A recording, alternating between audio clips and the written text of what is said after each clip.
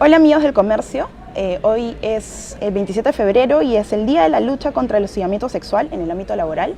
Justamente nos acompañan hoy día Cintia Sánchez, directora de Gestión de Talento para Perú y Chile Manpower Group. ¿Cómo estás, Cintia? Muchas gracias. Y nos acompaña Karina Dávila, gerente general de BDO Perú.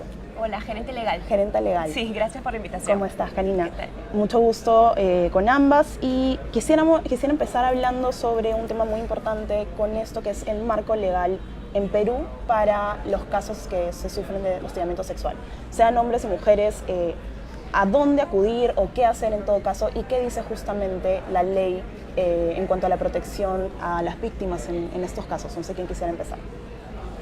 Bueno, sí, legal. gracias. Bueno, en sí esta normativa es muy importante porque de cierta manera tiene dos aspectos a considerar. El primero de ellos viene a ser el compromiso por parte del Estado respecto a la protección tanto de la mujer y del hombre en lo que respecta a temas de acoso sexual en el ambiente laboral. Y por otro lado también propicia algo que nosotros en BDO siempre tratamos de promover, esta cultura corporativa de la autorregulación de las empresas en lo que respecta a diferentes aspectos que ellas tengan que verse obligadas, no normativamente necesariamente, pero sí respecto a las prácticas corporativas ideales. Entonces, centrándonos en la pregunta que nos hiciste, la normativa de hostigamiento sexual ha ido variando en el tiempo. El primer documento legislativo fue en el 2003, luego hubo una variación en el 2009 y finalmente han habido unas últimas disposiciones en el año 2018. La particularidad es que, si bien es cierto, la ley ha cambiado o se ha actualizado, se ha ido modificando, el reglamento no. Entonces estamos aquí en una disonancia en lo que respecta a que quizás hay cambios que, si bien es cierto, normativamente, de acuerdo a la ley de la materia, se tienen que dar, el reglamento todavía arrastra las antiguas disposiciones.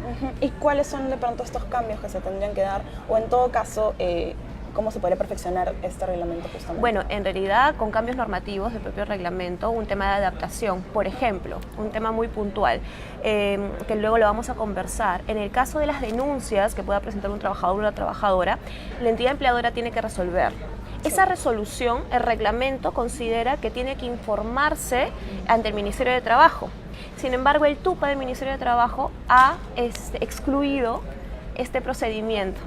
Y por otro lado, la ley tampoco lo contempla. Entonces, estamos acá ante una disonancia de que quizás tanto los trabajadores por su parte no saben qué hacer en muchos aspectos, pero las empresas tampoco. Entonces, es un tema acá de encontrar, en verdad, una regulación idónea y que todas las normas homologuen, ¿no?, bajo el mismo criterio. Cintia, en ese aspecto también, en todo caso, siendo una empresa en el Perú, ¿cuál es mi deber también con respecto a difundir estas, digamos, normas o estos lineamientos para que el trabajador también sepa que si se ve involucrado en algún caso de acoso, si es víctima de un caso de acoso sexual, pueda acceder justamente a protección, pueda denunciar y estar seguro de que no van a haber represalias contra esa persona? Más que un deber, yo creo que es un compromiso, y el compromiso debe partir por los líderes de la compañía que creen genuinamente en este tema de hostigamiento sexual como diferentes actos. En la compañía no solamente hablamos de hostigamiento sexual, sino temas también como temas de convivencia laboral como orientación de sexo, raza, etnia, que finalmente hablan de temas de diversidad e inclusión, porque finalmente estos temas son violencia y el hostigamiento sexual es violencia de género. Si tenemos el compromiso de los líderes, finalmente va a hacer que esto no solamente sea tarea de recursos humanos o del área de responsabilidad social, sino que esto sea parte de la cultura corporativa de la compañía y esté en el ADN de cada uno de los colaboradores. En Manpower Group nosotros, efectivamente, lo que hablaba Karina sobre la ley y los temas de prevención sobre hostigamiento sexual, nosotros tenemos un comité de convivencia laboral. Este comité se encarga de ver temas no solamente de hostigamiento sexual, sino los antes mencionados, y nosotros tenemos un plazo de aproximadamente 20 días hábiles para poder responder esto, cualquier queja de presunto hostigamiento de cualquier índole. Pero finalmente creo que sí, este es un tema reactivo si es que existiera la queja, pero creo no que es tan preventivo todavía. Correcto. Y esto en Manpower sí lo tenemos bien manejado en el hecho de hemos tenido muchas alianzas con organismos públicos y privados que los cuales nos han ayudado a generar temas de prevención y de comunicación. Prevención en el hecho de que hemos dado todo el año pasado y este año temas de charlas, de capacitaciones, de cómo detectar y qué hacer en caso suceda esto. Además de eso, tenemos un apoyo en el área de comunicación interna, que constantemente estamos comunicando temas del hotline sobre quejas, el correo de quejas, y finalmente que al área de recursos humanos también pueden ir directamente para presentar la queja verbal o escrita sobre temas. Ahora, tengo una pregunta para ambas en Sí. este caso. Muchas personas no saben realmente a quién acudir. Queda claro que un área de recursos humanos en una empresa ve estos casos, pero muchas veces hay temor de no saber exactamente cómo hacer la denuncia, y también hay temor al tema de las represalias que puedan haber, el estigma que pueda quedar en una persona, porque de pronto cuando te quieras mover de trabajo, cuando te quieras mover a alguna otra empresa, conversando entre las redes de contactos de las empresas, se sabe de que tú hiciste una denuncia a algún gerente, a alguien en una posición de poder. Entonces quisiera saber también, entiendo que es un compromiso de las empresas, pero hay un reglamento que se debe seguir. Entonces, ¿qué deben hacer justamente las empresas? ¿Cuál es su rol y el rol activo que deberían tener para que las personas que denuncian, tanto hombres como mujeres, no sientan ese temor y puedan justamente hacer válidas y hacerse escuchar, ¿no?, en los espacios laborales? Bueno, el tema de hostigamiento sexual ha tenido por mucho tiempo un halo de ocultismo y de miedo. Y puede ser tanto el hombre como la mujer, porque el hostigamiento sexual puede ser para ambos géneros. Pero creo que estas actividades en pro de difundir y de la tolerancia cero en temas de hostigamiento, cualquier tipo de índole que sea, es importante. Efectivamente hay un proceso, y la ley y el reglamento indica que si existiera una queja sobre temas de hostigamiento, el área indicada que debería resolver o a quien deberían acudir es el área de recursos humanos. Nosotros, cuando asumimos y tomamos esta queja, ya sea verbal o escrita, la pasamos a nuestro comité de convivencia, que son 3 gerentes de la compañía que finalmente dirimen o resuelven sobre temas de esta queja. Y sí, efectivamente hay una forma de proceder. Tiene que estar el nombre de la presunta víctima, el nombre del presunto hostigador, el caso hecho en concreto, y si tuviera algún tema de pruebas y evidencias. Las pruebas pueden variar desde grabaciones, fotos, mensajes, etcétera. Y también si puede colocar algún testigo que avale la información. Claramente todo este paquete es una información importante y primordial para que la queja tenga mucho sustento y base. Nosotros, como te comentaba, tenemos 20 días hábiles para poder resolver. Tenemos un tiempo que son 3 días para cursar la información al presunto hostigado, y que el hostigado también tiene 5 días para presentar sus descargos, y luego, evaluando la evidencia, resolvemos en 10 días hábiles la queja. Como compañía no solamente tenemos este comité, sino que también tenemos el hotline, que esto viene ya de la global y un tema corporativo, y un correo donde nosotros también podemos hablar temas de queja y de hostigamiento a cualquier índole. Karina, ¿qué me podrías comentar tú en este aspecto? Sí, hay que tener varios aspectos a considerar, ¿no? Tanto por parte de empresa como por parte de los trabajadores o colaboradores. Por parte de empresa, quizás existe mucha resistencia al tema de la implementación de medidas para la prevención del hostigamiento sexual, porque muchos empresarios pueden decir, no, pero mi empresa es pequeña, ¿cómo lo voy a implementar? ¿No? En BDO nosotros asesoramos clientes de diferente tamaño, ¿no? Desde que inician en el mercado hasta que ya se consolidan y que se estén desarrollando, y que lo que nosotros siempre les sugerimos en principio es una política de acuerdo a la normativa. Si bien es cierto, pueden haber quizás los rangos medios o altos rangos que sean personas puntuales. Nosotros normalmente tratamos de que primero, como también señalaba, el tema de la capacitación de ellos, para ellos sepan cómo actuar en determinadas situaciones. No necesariamente quizás vaya a haber el caso que existan comités, porque existen quizás compañías muy grandes, pero también en compañías pequeñas pueden haber personas puntuales que podrían atender el caso, y considerando siempre que la normativa establece que el plazo para poder accionar o que la empresa pueda resolver un caso de una denuncia del tema de hostigamiento sexual son 20 días, ¿no? Eso es por un lado, por parte de empresa. Por parte de un colaborador o trabajador, es importante que toda persona tiene que tener conocimiento, que así yo sea trabajador, trabajadora, practicante, locador en una empresa, y siento que me estoy viendo afectado por un comentario, un acto sexual o sexista, que puede ser cualquiera de los dos supuestos, yo voy a tener completo derecho de poder accionar mediante una denuncia, ¿no? La normativa establece que tiene que ser el jefe de recursos humanos. Imaginémonos que no existe, dependiendo de la empresa, el gerente general, y van a tener que comenzar a accionar. Lo importante es que la normativa establece que no es necesario que exista reiterancia en este hecho, que la persona se vea afectada, y tampoco es necesario que existan pruebas suficientes o pruebas. Simplemente es un tema de manifestar el hecho que es, lo que está ocurriendo en ese exacto, momento. y cómo la persona se está viendo afectada. Porque pueden haber casos en los cuales yo considero que entre trabajadores se pueden molestar y no le afecta, pero existen casos que sí le afecta a un trabajador. Nosotros en vez hemos tenido con uno de nuestros clientes un caso parecido y en verdad ahí teníamos dos posiciones, una de la persona, el supuesto hostigador y otra de la supuesta hostigada, ¿no? Entonces viene a ser el caso que se tiene que analizar porque quien acciona es el que se siente hostigado, ¿no? Perdóname, solamente para Sí. añadir, es importante también que quien se siente hostigado tenga en consideración que no solamente va a poder denunciar a quien sea su jefe directo o un alto cargo. Puede ser una persona que Exacto. trabaja en su mismo nivel. Exactamente, en su mismo nivel o quizás inferior. En realidad es indistinto, ¿no? Estos son dos tipos de hostigamiento, que es el hostigamiento sexual típico, que habla de una posición de jerarquía, pero también hay un hostigamiento ambiental, que como bien dice Karina, efectivamente no necesariamente tiene que existir supremacía de jerarquía, sino que puede ser tu propio compañero, una persona en un rango inferior, pero que se dé esta tratativa. Y es importante el tema, y yo quiero redundar en el hecho de la prevención, porque efectivamente nosotros estamos para atender la queja y solucionar y resolver, Sí. pero es más importante generar un cambio.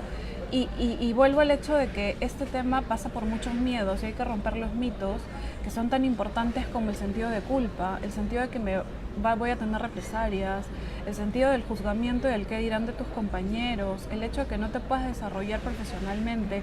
Existen una serie de mitos y finalmente también es importante reconocer que la presunta víctima también puede tener muchos problemas luego físicos, desde temas de salud o psicológicos, temas de desarrollo de carrera, porque puedes truncar tu profesión por este Sí. tipo de situaciones. Y ahí también de pronto la empresa debe tener un rol más activo en mostrar Correcto. protección hacia el trabajador que Exactamente. está denunciando. La normativa exige que se dé o que se implementen sistemas de que conlleve a la confidencialidad de la información. Tal es así que, por ejemplo, si existen testigos en un supuesto de denuncia, de hostigamiento, necesariamente estos testigos también tienen que ser protegidos, ¿no? Frente al tema de la investigación. ¿Por qué? Porque también puede haber casos que nos encontremos ante una queja falsa, también que establece la norma, o pueden haber casos que, si bien es cierto, existe denuncia, luego el empleador considera que no estamos en sí frente a un supuesto hostigamiento, ya generamos el tema del mal clima laboral.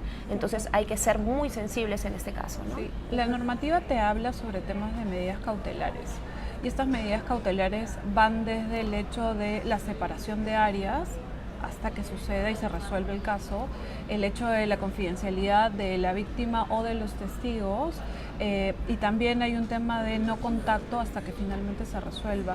De igual manera tú puedes, dependiendo del caso y de la gravedad, porque el hostigamiento sexual es considerado una falta grave, tener sanciones dependiendo a la gravedad, valga la redundancia, del hecho de la causa.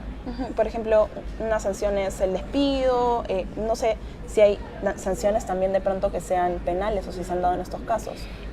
Sí se encuentra regulada la posibilidad de establecer o iniciar una acción penal.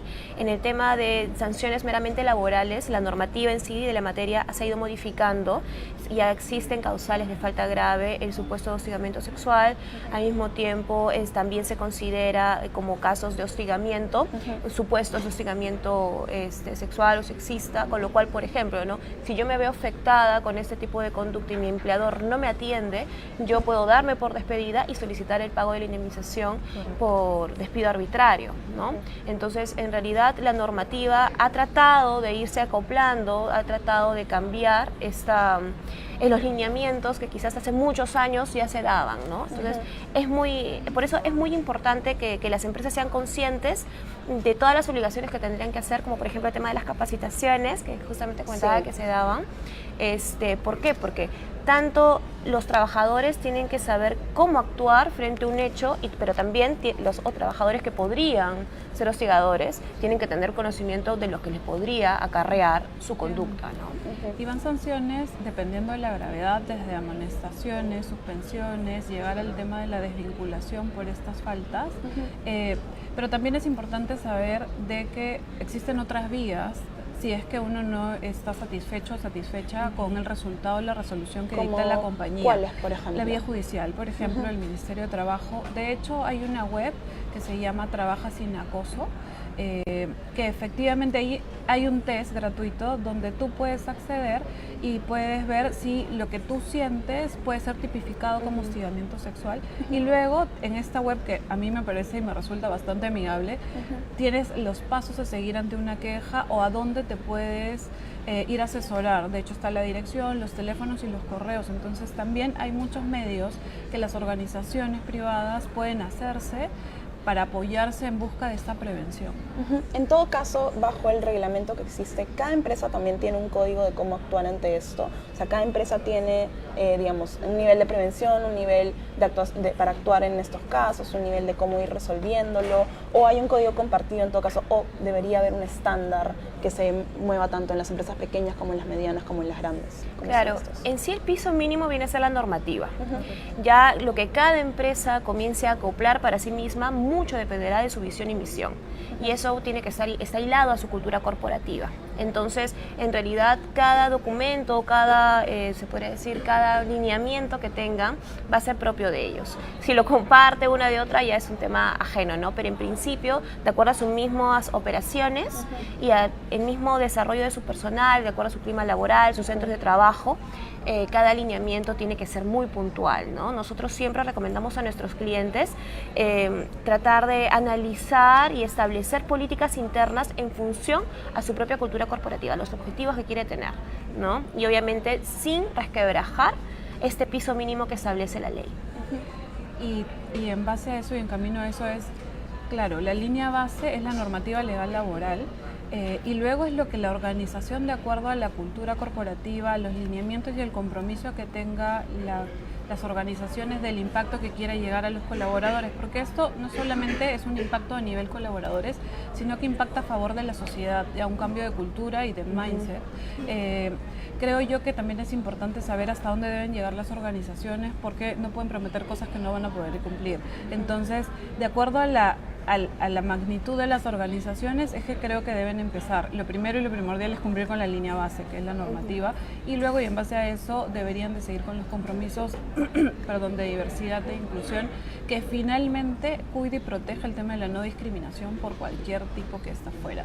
Pero eso ya va con un compromiso genuino de los líderes y de la organización en general. Un tema muy importante del que hablábamos es la prevención, justamente. Prevenir de que estos casos se puedan dar en las empresas. Eso es una cuestión de cultura corporativa. Correcto. Cada empresa debe tener, digamos, una misión, una visión en esta línea para proteger a sus trabajadores de estos casos. Estábamos hablando del caso de una joven que fue víctima justamente de violencia de género y vía agreda, que falleció producto de una agresión brutal justamente por un compañero de trabajo. Exacto. Y en estos casos, nuevamente para quienes se están conectando en este momento, quisiera que nos expliquen un trabajador que también debe tener en cuenta cuando ingresa a un trabajo mi trabajo no está haciendo esto de capacitar, de recordarme a dónde acudir, qué debe ir también ahí. De pronto si un trabajador siente que su empresa no lo está protegiendo de estos casos, a dónde acudir o dónde denunciar. Entiendo que de pronto es una FIL, ve y regula esto. Quisiera que me comenten un poco de qué podría hacer una víctima ante estos casos. Yo creo que no es tanto un trabajo del candidato, de la futura persona o talento que podamos nosotros incorporar en nuestras filas como organizaciones, sino creo que es un trabajo de las organizaciones en demostrar y efectivamente expresar hacia nuestros clientes, proveedores, candidatos y talento en general, que nosotros como cultura corporativa abrazamos el tema de la inclusión y de la diversidad, y que finalmente esto, que es la base de una cultura, pues tiene tolerancia cero sobre este tipo de hostigamiento o de acosos. Finalmente, un colaborador, si efectivamente no ve que esto sucede y es parte de la ley, pues debería, dos cosas. Para mí lo primordial es poder conversar con el área de talento, de recursos humanos, para ver por qué nos están dando estas situaciones y poder trabajar en conjunto, porque además ahora es bien bonito trabajar proyectos transversales y que puedan aportar en pro de las organizaciones y de su marca empleadora, que es fundamental. Y luego puedes ir a la SUNAFIL efectivamente, pero creo que es ir paso por paso y trabajar en conjunto para que las organizaciones y la sociedad mejoren. Bueno, complementando lo que justamente indicaba, yo creo que todo trabajador, practicante, locador, como ya había mencionado, tiene que tener en cuenta que en sí esta sensación o esta situación de hostigamiento que podría considerar no solamente va a ser dentro de un ambiente de trabajo, sino también es dentro del entorno laboral. ¿A qué quiero llegar? Por ejemplo, en el caso de Evi Ágreda, me parece que también muchas conductas se daban fuera del ambiente de trabajo. Y muchos casos que también nosotros vemos de hostigamiento que se dan fuera. También fuera. Exacto. O la persona ya no trabaja, decide ya no trabajar ahí y continúa. Entonces la normativa, es importante tener en cuenta que la normativa no regula solamente el hostigamiento sexual sexista dentro del trabajo, sino también en los exacto, espacios dentro del entorno fuera. laboral. Y finalmente es importante tener en cuenta y de forma complementaria, justamente hay un término que se está utilizando muchísimo que es el tema de compliance. Y muchos lo relacionan simplemente al tema de la prevención de actos de corrupción. Sin embargo, existen programas de compliance que están únicamente segmentados al tema del hostigamiento sexual. Y esto va de la mano con el tema, volvemos al tema de la cultura corporativa y al compromiso de los líderes de las organizaciones, con lo cual si por ejemplo un colaborador ve que su empresa para la cual trabaja no tiene elementos suficientes que puedan resguardarlo y se siente afectado, esta empresa obviamente no implementa esto, puede recurrir a la SUNAFIL y puede simplemente considerar que se puede dar por despedido de forma arbitraria, ¿no? Es importante, y para mí una frase que es muy potente y muy rica, es que la indiferencia también es violencia, ¿no? Entonces, claramente el hecho de no tener una posición también es una postura. Claro. Por lo tanto, creo que en pro de eso y en beneficio de la sociedad, no solamente las organizaciones y el talento que tenga cada una de nuestras organizaciones, es generar un bien común para todos. De hecho, te comentaba antes de iniciar la entrevista que el año pasado Datum sacó una encuesta y somos el segundo país que considera que tanto hombres y mujeres tienen violencia y hostigamiento sexual. El primero es México, pero si tenemos esta encuesta y somos el segundo país que sufre hostigamiento sexual, pues cada uno, desde la arista que nos toque, Estado, organizaciones, sociedad, instituciones educativas, militares, porque la ley también abarca y contempla a ellas, pues tenemos que trabajar y ponernos en pro de esto y generar un acto de prevención y claramente atención a quejas. Karina, Cintia, para ir cerrando, ¿cuáles son ahora los retos en todo caso? Queda claro que tenemos todavía una tarea pendiente como sociedad, pero también que las empresas tienen un compromiso que deben asumir para poder resolver estos problemas. ¿Cuáles son los retos a nivel país y a nivel de las empresas con las que ustedes también trabajan, viendo de los buenos casos o los buenos ejemplos en todo caso con los cuales se está lidiando en estos problemas? ¿Qué queda pendiente por hacer? Y de pronto en el reglamento, con lo que me comentabas, ¿qué debería hacer ahora también el Ministerio de Trabajo para poder mejorar o de pronto afinar justamente este reglamento de hostigamiento sexual? Claro, en todo caso por el lado del Estado, ese tema de la homologación de la normativa, por así decirlo, ¿no? Que esta norma en verdad, el reglamento sufre las modificaciones que la ley ha sufrido para efectos de que se brinde una mayor protección. Recordemos que el reglamento, normativamente hablando, brinda un desarrollo de la ley. Entonces, si nos quedamos con el desarrollo de la ley en función a lo que fue, no a lo que actualmente es, ya en sí vamos a estar en una situación un poco de casos que no vamos a saber cómo aplicarlos de forma correcta o va a prestarse a confusión. Y por parte de las empresas yo considero, y como inicié en la conversación, esto propicia a la autorregulación empresarial. Si el Estado va a fiscalizar todos los actos de hostigamiento o va a estar presto a este tipo de análisis, quizás la carga que tenga va a ser mucho mayor y no se va a poder enfocar a otros aspectos. El Estado aquí está propiciando una protección y las empresas, a raíz de esta situación, de este canon, por así decirlo, y con el piso mínimo de la normativa, tiene que establecer sus propias políticas para ello.